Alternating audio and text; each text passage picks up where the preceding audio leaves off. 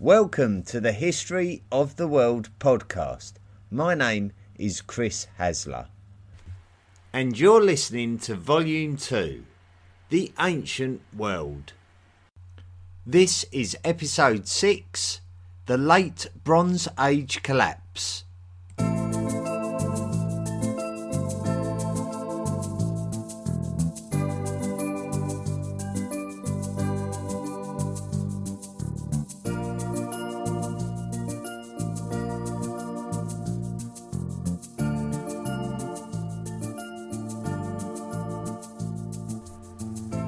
Charles Texier was born in 1802 in the French city of Versailles, which is in the modern Yvelines department of France. Texier trained as an architect, but was very interested in archaeology, and as such he was given the opportunity to go on an exploratory mission to Anatolia in 1833. The following year he would stumble across a site of extreme significance to ancient history. The site was near the village called Boğazköy, which is in the modern Turkish district of Boğazköy, and it was the ancient Hittite capital of Hattusha. The subsequent excavations at Hattusha not only revealed clues about the culture of the region at the time, but also clues about the ultimate fate of the city. We can see that the royal palace was burned down and that the city was abandoned, destroyed, and that was in around 1180 BCE. So who was responsible for the destruction of Hattusha, which coincides with the end of the kingdom of our stars from the last podcast, the Hittites? The Hittites.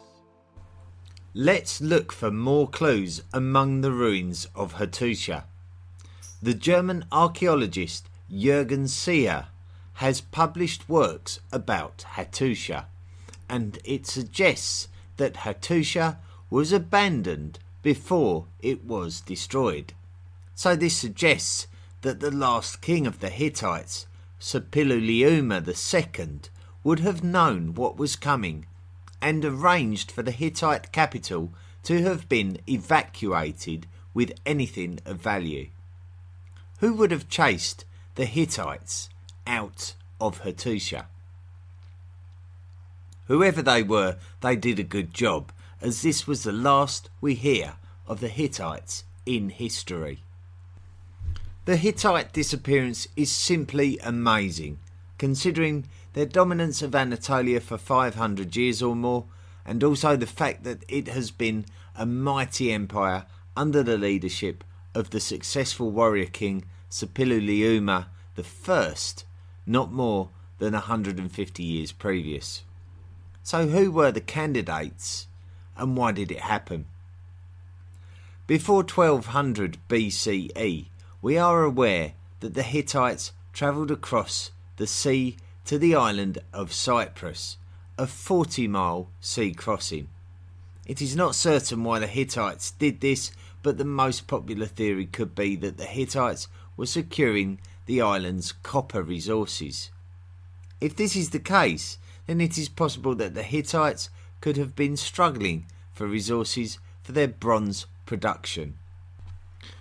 The people of Cyprus could have been linked to the Mycenaean Greeks in terms of their ethnicity.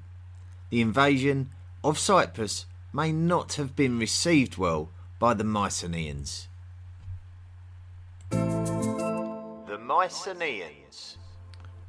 We haven't spoken about the Mycenaean Greeks yet, and they will indeed have their own episode, but unfortunately we are going to need to wait a while before we do that one. However, for the purposes of this podcast, it is going to be sensible to introduce the Mycenaean Greeks. The Mycenaean heartland is the southernmost part of the Balkan Peninsula, which we can identify as roughly the same area of the modern-day country of Greece. These lands had been developing civilized societies since the 3rd millennium BCE, and the peoples of the early ancient period are likely to be ancestral to the Mycenaeans, perhaps with a little bit of Minoan influence from the seafaring societies of the Mediterranean island of Crete. Hittite movements into Assur in western Anatolia in around 1400 BCE would have brought the Hittites to the eastern border of the Mycenaean kingdom. So the two kingdoms would have been very familiar with each other, not least of all because we believe that most, if not all, of the kingdoms in and around the Near East would have built a healthy trade network up involving each other. A lot of the problems we have when interpreting documents from this period is the marriage of names to denote any one particular ethnic group. So, for example, someone may tell you about Gaelic people and then someone else might tell you something about Irish people. To the person with no background knowledge of either, you might think we are talking about two distinct ethnic groups, when in actual fact most Irish people are also Gaelic people. Hittite documents from the late Bronze Age reference a group of people called the Ahiyawa. We can't be certain, but this could be what the Hittites called the Mycenaeans. If we were to assume that the Ahiyawa that the Hittites refer to are actually the Mycenaeans, then it does appear that the Hittites had a lot of respect for them and their power, recognising them as a match for their might and holding them in the same regard as the other regional powerhouses of Egypt, Babylonia and Assyria. It may well have been the fact that the Mycenaeans had a grip on many of the islands of the eastern Mediterranean that enabled them to occupy Cyprus by the time the Hittites had decided to take that 40-mile sea crossing in order to possibly raid Cyprus for its copper resources. So, if this is the reason, and that is a big if, then it is possible that trade had become more difficult and the Hittites were needing to try harder than usual to secure copper resources. The problem we have is that a lot of the reasoning is down to pure speculation due to the lack of written records. Was it the Mycenaean Greeks who destroyed Hattusha? Well, although towards the end it does appear that the Hittites had to retreat from their conquests in the western coastlines of Anatolia during the period of the Trojan Wars, it does seem unlikely that the Mycenaeans played any part in the ultimate downfall of the Hittite Empire, not least of all because the Mycenaean Empire was also in decline at this stage. From around 1250 BCE onwards, it appears that many Mycenaean cities had been subject to attack, and the Mycenaeans, much like the Hittites, were throwing themselves into building projects with a lot of energy, possibly as a means of re-strengthening following attacks or threats of attacks. This was actually not enough, as after 1200 BCE, more and more of the mainland Mycenaean cities were destroyed, resulting in the ultimate destruction of the civilization as any kind of regional major player ever again. Basically, the Mycenaean culture was permanently crippled in a similar fashion and at a similar time to the Hittites. How is it possible that two neighbouring kingdoms of significant size and strength were both destroyed somewhat simultaneously? The Assyrians. The last time we spoke at length about the Assyrians was when King Hammurabi of the first Babylonian dynasty asserted his dominance over the area in the 18th century BCE. But the Assyrians re-established a form of self-governance after the death of Hammurabi and remained quite healthy until the 14th century BCE, apart from a brief period of subjugation to the neighbouring Mitanni Empire and even subjugated the Mitanni for a period. The strength of what we call the Middle Assyrian Empire, which existed from the 14th to the 11th century BCE, was apparently a concern for those empires around them. After the Battle of Kadesh in the 13th century BCE, which brought the Hittites in direct conflict with the Egyptians, a peace treaty was created in which both parties agreed not to attack each other again, and furthermore to unite against any third party that may attack either of them. And this could be in direct response to the expanding threat of the strengthening Assyrian Empire.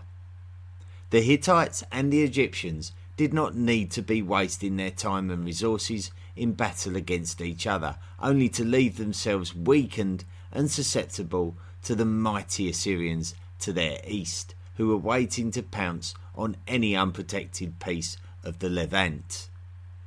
After the Mitanni kingdom was initially weakened by the Hittites and then ultimately gobbled up by the Assyrians, the Hittites instigated trade embargoes on the Assyrians, possibly as a means to stunt further growth.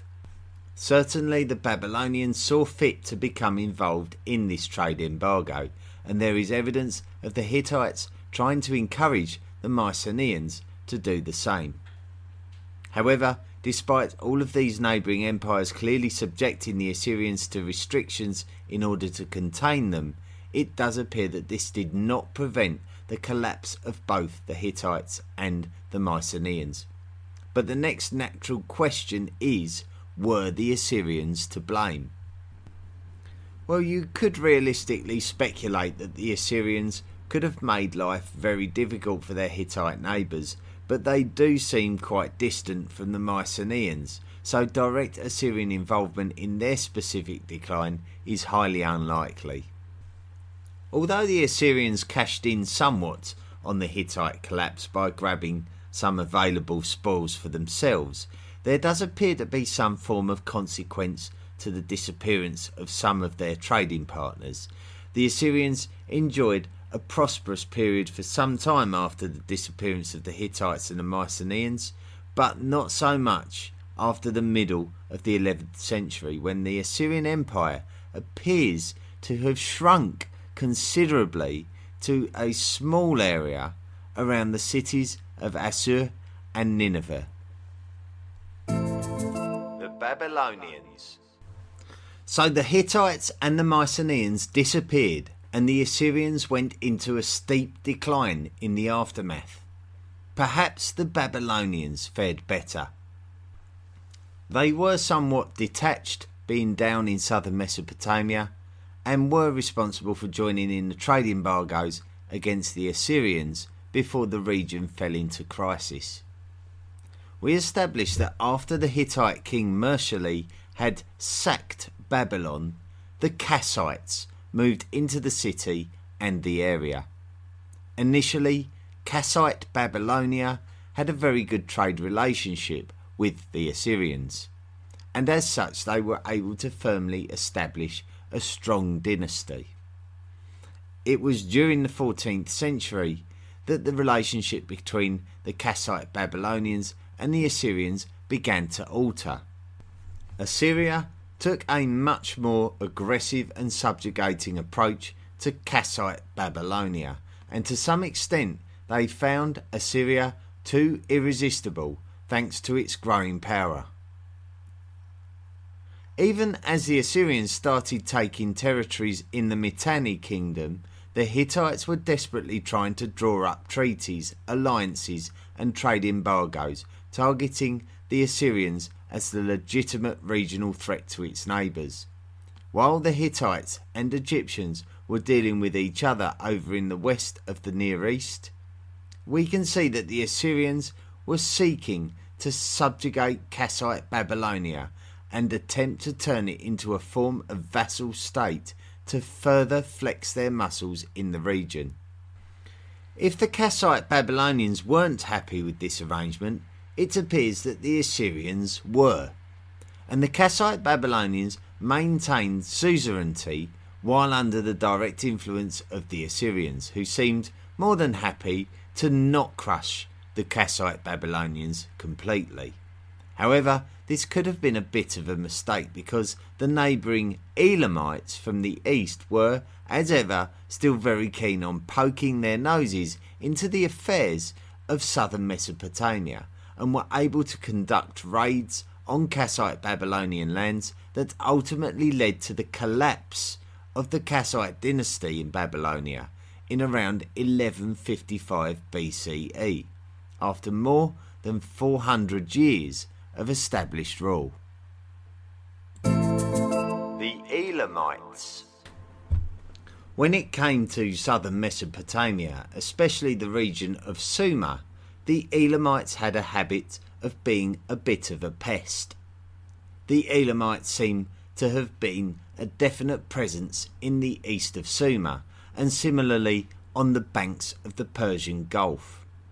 The Elamites always showed a resentment of Sumerian cultures, not readily accepting cuneiform writing or Semitic languages whenever the occupiers of Sumer attempted to subjugate them.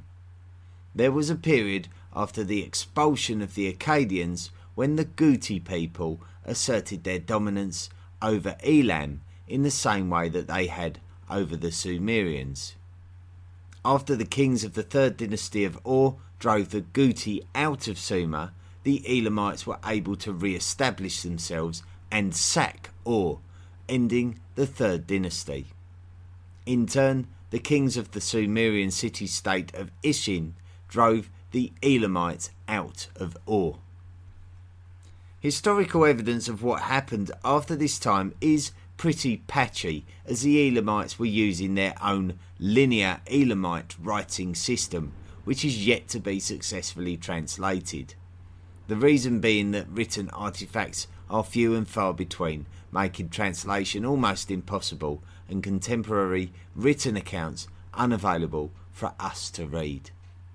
We do believe that the Elamites were trying to take advantage of the unrest between the kingdoms of Isin and Larsa while that was going on, but the Babylonians under Hammurabi soon put a stop to all of that. The Elamites re-established themselves again, and we call this the Middle Elamite period. The Middle Elamite period somewhat runs parallel with Kassite Babylonia. The Elamites battled frequently with the Kassites over land, but it was really the Assyrians who were the bosses as they invaded from the north, weakening the Kassite Babylonians and enabling the Elamites to enjoy the spoils.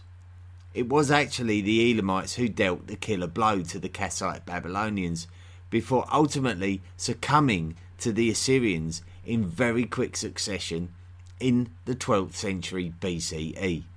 So here we have yet another kingdom or empire disappearing during the 12th century BCE.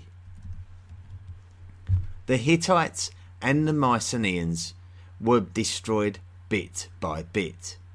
The Assyrians took advantage of this to an extent, but also the weakness of their Mitanni, Babylonian and Elamite neighbours. But the Assyrian Empire actually shrunk considerably over the course of the next century or two, which seems quite bizarre considering all of their success. So surely someone must have been reaping the rewards somewhere. The Egyptians. We have not yet discussed the Egyptians, who were certainly involved in Near East politics, as we discovered during the last podcast. The Battle of Kadesh between the Egyptians and the Hittites in 1274 BCE saw the two empires check each other before entering into peace talks that suggested they were stronger together in the event of a larger empire invading either of them. It seems likely that the considered threat on their minds would have been the powerful Assyrians. The period in question references the New Kingdom of ancient Egypt, Ancient Egypt is indeed something we will explore in detail later on in the volume. If we leave the 13th century BCE behind and go forward to the 12th century BCE, we can discover that Ramesses III became the pharaoh in 1186 BCE. During his reign, Ramesses III would have to hold off many invasions. The Libyans attacked from the west. Libyans is the name given to those Africans who came from the west of Egypt, so we can call these people ancient Libyans. The other people recorded to have attacked Egypt are the Sea Peoples. Ramesses III ruled over a country that was often at war, and this caused great pressure on Egypt's economy. It seems as though there were food shortages exacerbated by the struggling economy, so Egypt was weakening towards the end of Ramesses III's reign. Ramesses' sons would bicker with each other over the future of the weakened country, and this in itself did little to solve any problems. Ultimately, the kingdom of Egypt would fragment in around 1069 BCE, so yet another mighty kingdom succumbed to the late Bronze Age collapse. What on earth was going on that so many kingdoms and empires collapsed in such a short period of time, with absolutely no mighty replacement as one may historically expect? The Sea Peoples. We need to take a closer look at what was going on and try to understand how something like this could have happened over such a large area. Firstly, it does seem like there was violence. The Hittite capital of Hattusha was abandoned and destroyed. Many Mycenaean Greek cities were destroyed and many conflicts took place, which could have come down to us in legend as the Trojan Wars. Egypt was fending off invaders, including these mysterious Sea Peoples. Who were the Sea Peoples?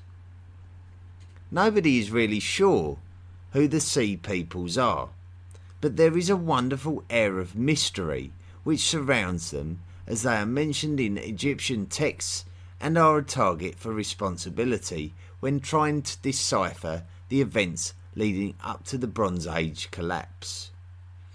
Historians have desperately been trying to pinpoint the origins and identity of the Sea Peoples. The big problem is that there doesn't seem to be a lot of agreement about who they were. The Egyptian texts refer to a number of different ethnic groups, which are referred to collectively as the Sea Peoples. Some historians believe that the Philistines originated from one group of Sea Peoples called the Peliset. We know that the Peliset are mentioned in a number of Egyptian texts. The Philistines are mentioned as enemies of the Israelites in the Hebrew Bible. Although we believe that the Egyptians called them the Peliset, it appears that the Assyrians may have known them too and called them the Palastu. This may be the root of the origin of the name Palestine, to refer to the modern region of the Levant. It is also speculated that the Philistines were displaced Mycenaean Greeks, as it appears that there are similarities between their cultures and architecture. For me, the whole displacement theory is very interesting. It is possible that a lot of the regional disruption was caused by displaced people just looking for somewhere to live. Is this why we see Sea Peoples coming back time and again to Egypt? Were they looking to settle their own lands? Were they looking to integrate? It does seem like Pharaoh Ramesses III was using Sea Peoples in his very own army. One such group, which appeared to have emerged as a result of migrating settlers were the Arameans, a Semitic peoples who originated in the lands of the modern country of Syria in the area of the modern city of Aleppo. They appear to have displaced many Amorites in their quest to find places to settle throughout the Levant. The Ugarit Letters. Ugarit was a city on the banks of the Mediterranean Sea in the Levant and situated in the modern-day country of Syria. It would be fair to say that Ugarit was a part of the Hittite Empire, even though there is clear evidence of other international diplomatic ties. So what is so special about the city of Ugarit? Well, it offers a clue about what is going on in the lead up to the Late Bronze Age collapse. During the reign of Suppiluliuma II, the last king of the Hittites, the city of Ugarit was being ruled by a king called Amurapi. Another kingdom which we are aware of is the copper-rich kingdom of Alashia, which is based on the island of Cyprus. King Amurapi of Ugarit wrote a letter to the kingdom of Alashia, clearly concerned for the future of the city. The troops and chariots of Ugarit had been sent to the north to join up with other Hittite armies, leaving the city of Ugarit susceptible to attack. This all appears to be in vain, as the city of Ugarit was ultimately sacked by these foreign invaders, possibly linked to these same sea peoples who had attacked Egypt. Troy was a city that suffered a similar fate at a similar time. Troy was located in the Çanakkale province of modern-day Turkey.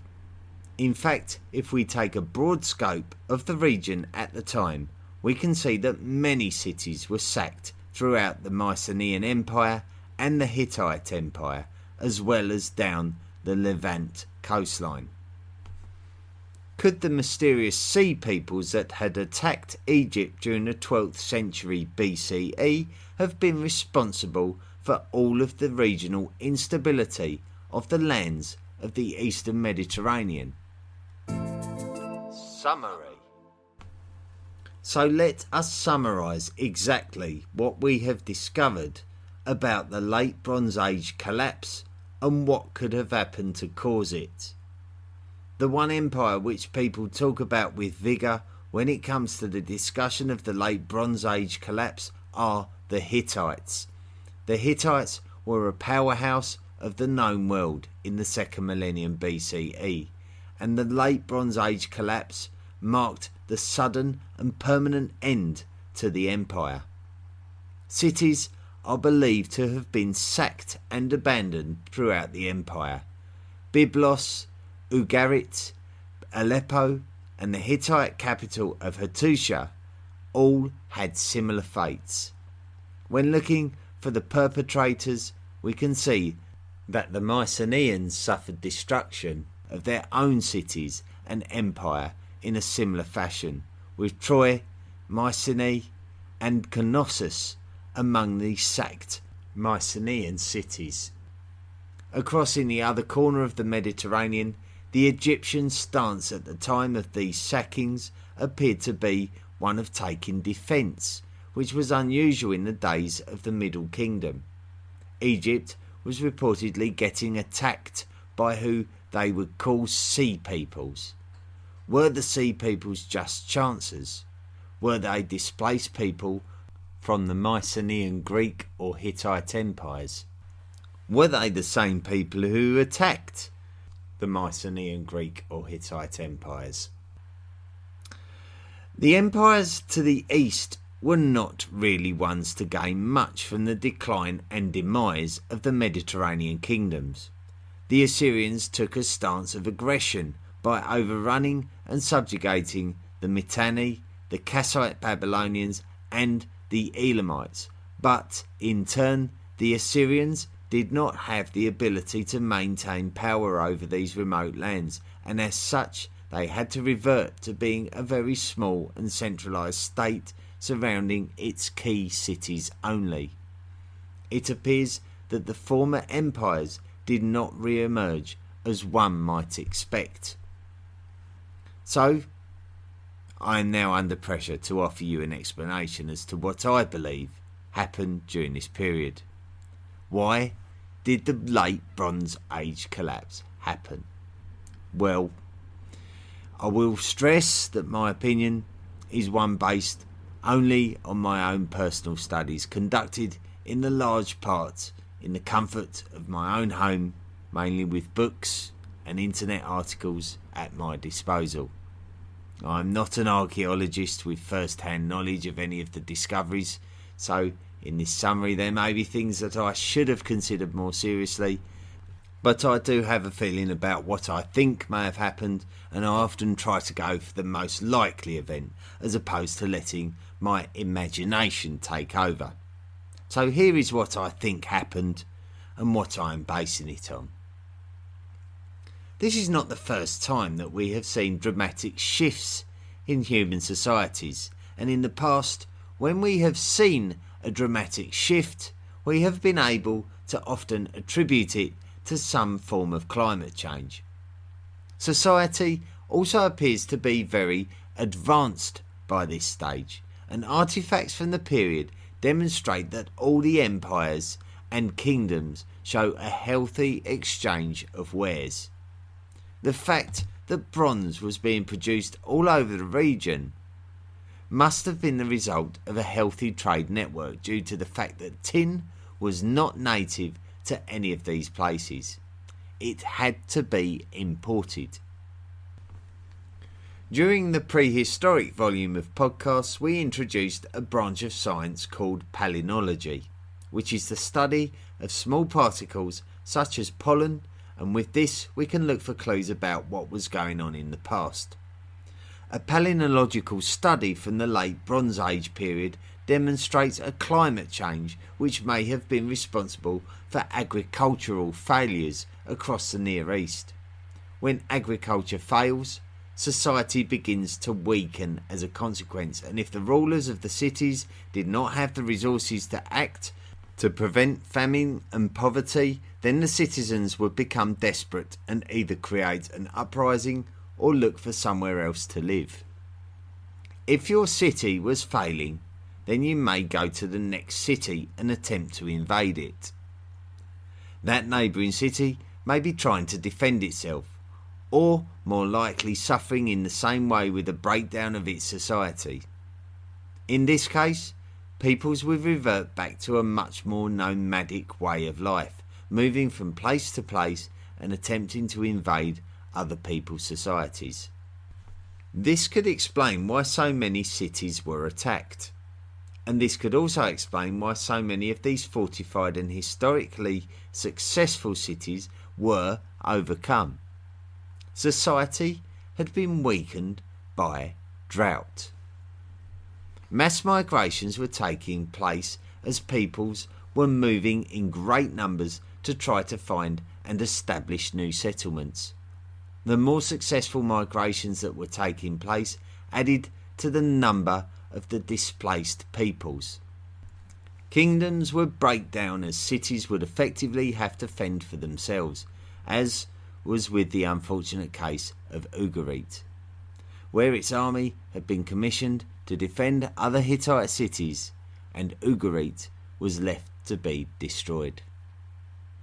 These mass migrations of peoples would migrate over both land and sea, hence why the Egyptians believed that the peoples attacking them were sea peoples, as Egypt's weakest boundaries were its Mediterranean shores. An area of the Levant appears to have been settled by peoples adept at making pottery in the style of the Mycenaeans, so perhaps they were displaced from Mycenaean Greece. These people became what we know today as the Philistines. I believe that the Sea Peoples were not a united group of peoples collectively looking to raid lands like pirates, but were simply displaced populations simply looking for somewhere to live, and requiring to do this by aggressive means.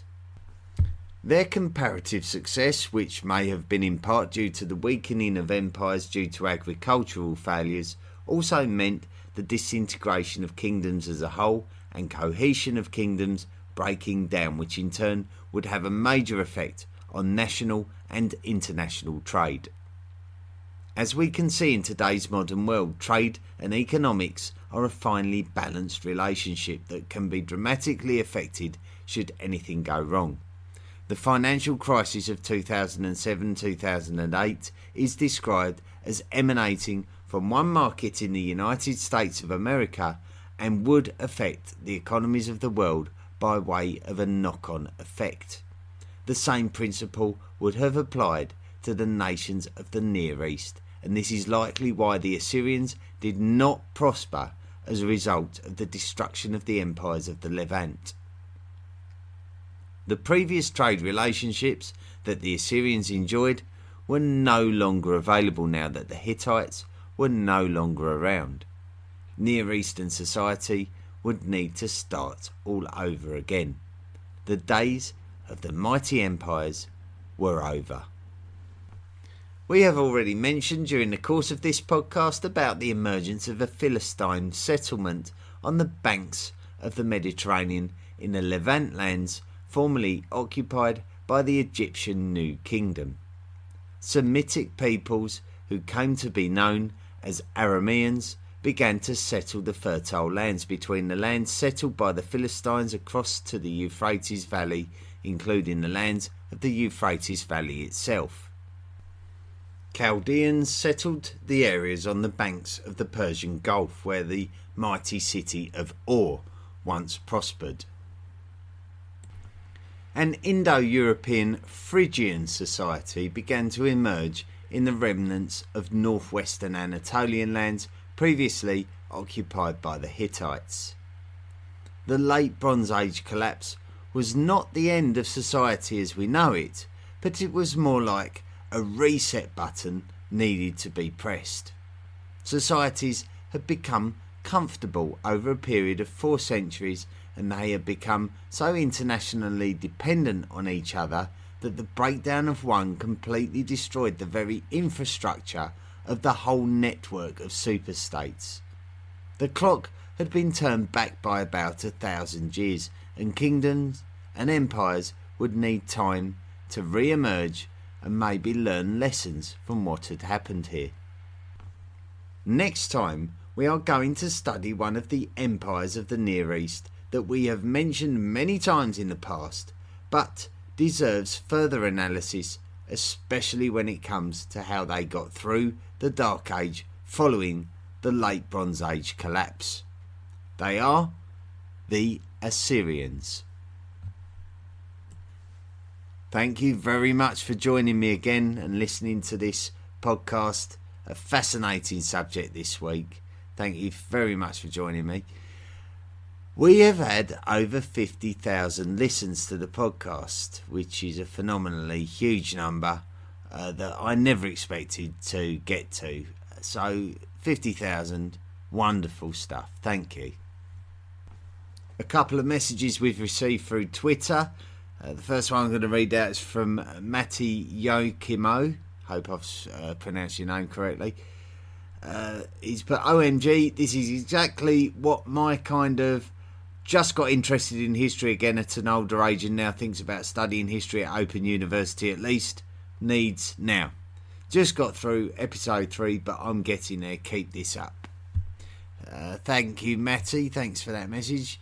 Another message, Ricardo Shortiano. Just found your podders on TuneIn Radio. Thank you so much for an easy listening foray. Thank you for letting me know that you picked it up on TuneIn. That's quite valuable, that. And also thanks for getting in touch with the podcast. It really does mean a lot to me that you make the effort to let me know that you're out there and you're listening to the podcast. And it's very good for me to hear from you about how you think the podcast is going and what you like and don't like about it, where you picked it up, where you first heard it, that kind of thing. It's of great value, so keep the messages coming. Nyla Rainey got in touch with the podcast. She got in touch with me through the Facebook forum. She writes, "Hello, I've been enjoying listening to your podcast. I listen mostly at night when I can't sleep." Well, that just goes to validate all those people that say that I can send them to sleep very easily just by talking. Just finished listening to episode 11. I'm a resident of British Columbia, Canada, and I find the history of migration and settlements fascinating. She then goes on to tell me about an article relating to the migration into the Americas, and it's another one of those fascinating sites which feed material into that argument relating to how long ago humans migrated into the Americas. So there's sort of two theories. There's one from about 15,000 years ago and the other from about 25,000 years ago. And if you want to listen to more about the arguments of that, I suggest you go back and listen to episode 11, just as Nyla has done. And there should be some interesting information in that will give you some food for thought more than anything. It's episode 11 in volume 1, and it's the Settling the World part 2, if I'm not mistaken.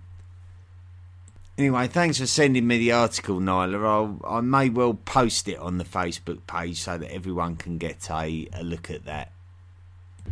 One big piece of news for the podcast this week is that we now have a Patreon account where you can actually make donations to the podcast. Now, the podcast isn't going to switch direction. It's always going to be fundamentally a free resource. So that's the whole ethos behind the creation of it. It's never going to cost you any money to be able to listen to this podcast. However, having said that, obviously there are running costs involved in the podcast and equipment, materials like books that have to be bought, and the website has to be paid for. I'm not particularly desperate for the money, but if you do want to contribute towards the running costs, it would be greatly appreciated. And I am yet to work out a reward system for those of you that are kind to make any contributions towards the podcast. I will work something out and I'll report back to you on that. It's the least I can do for your generosity. But just so you know, if you do want to make donations to the podcast, visit our Patreon site, and it's on the social media pages if you want to link through to it. However, there's no obligation whatsoever. History of the World podcast is a free resource.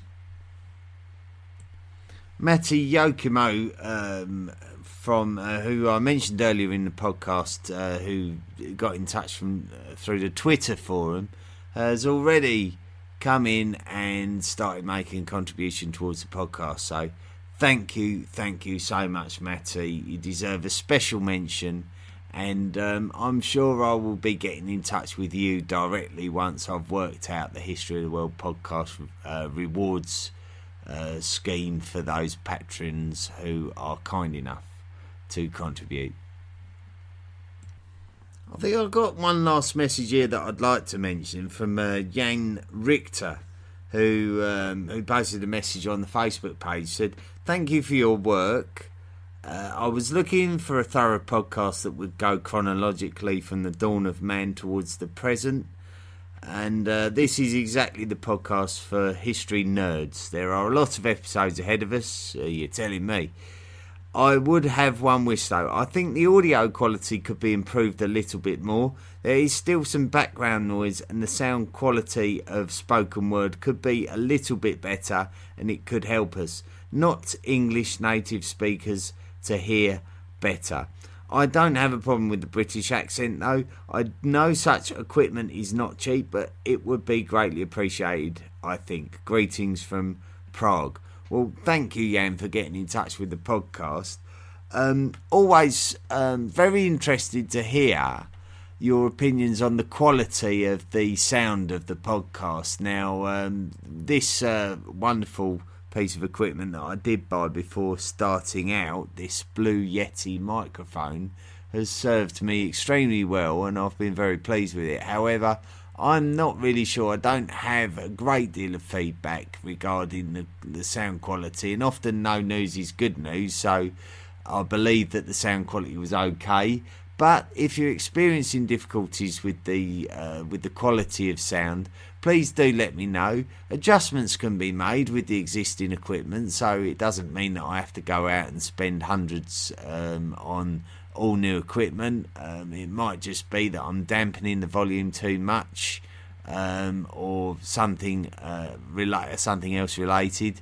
Just write in, let me know if you think the quality of the sound can be improved.